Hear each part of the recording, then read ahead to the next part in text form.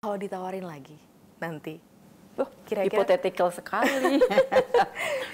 Nah, ini pengen tahu POV-nya Bu Retno nih, kira-kira akan memilih untuk rehat dulu, ataukah memang mungkin ingin lebih banyak mimpi-mimpi atau catatan sebagai seorang Menlu yang masih pengen dikejar gitu? Pertanyaannya hipothetical sekali. Ajaran keluarga saya itu selesaikan amanahmu dulu.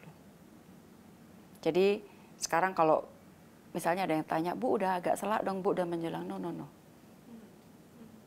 Saya akan lakukan amanah saya sebaik mungkin seperti saya pada saat menerima amanah itu di tahun 2014.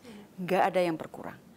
Masih kenceng terus lari sampai di satu titik nantinya kalau amanah itu sudah selesai. Jadi buat saya akan menjalankan amanah yang ada sekarang ini dengan sebaik-baiknya dan nggak mikir yang lainnya dulu. Karena saya juga sebagai diplomat karir udah hampir 40 tahun, banyak juga anak-anak muda yang muncul dan sebagainya dan sebagainya. Pokoknya amanah harus dijalankan dengan sebaik mungkin. That's it. Oke. Bu Retno, ini yang terakhir. Kalau memang ternyata tidak menjabat lagi, ya sudah selesai gitu ya amanahnya. Apa kira-kira tantangan global yang akan dihadapi Indonesia? Mungkin ini sebagai salah satu side juga, insight juga mungkin ya. Betul. Untuk next, apa yang Bu Retno lihat? For sure tantangannya akan semakin besar. Do you think bahwa perang di Ukraina akan selesai besok? Enggak. Do you think that Palestina akan mendapatkan haknya besok? Enggak. Itu dua hal besar. Belum lagi mengenai masalah climate change, energy, food security. Dan tidak ada satu isu pun yang dapat dilepas dari masalah geopolitik. Semua ada kaitannya dengan geopolitik. Maka yang harus dilakukan Indonesia adalah jangan terombang-ambing oleh kepentingan-kepentingan negara lain yang berusaha untuk menggunakan Indonesia untuk kepentingan jangka pendeknya.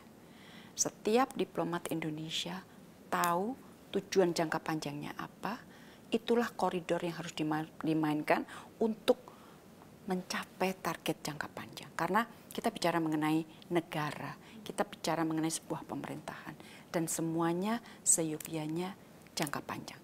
Karena kalau jangka pendek itu tidak akan membawa manfaat maksimal bagi rakyat. Sekali lagi, kalau kita bekerja diplomat dididik, kepentingan negara, kepentingan rakyat itu adalah nomor satu. Kamu tidak boleh punya kepentingan. Dan harapan saya ke depan kita akan lebih dapat memainkan. Fondasinya sudah cukup kuat.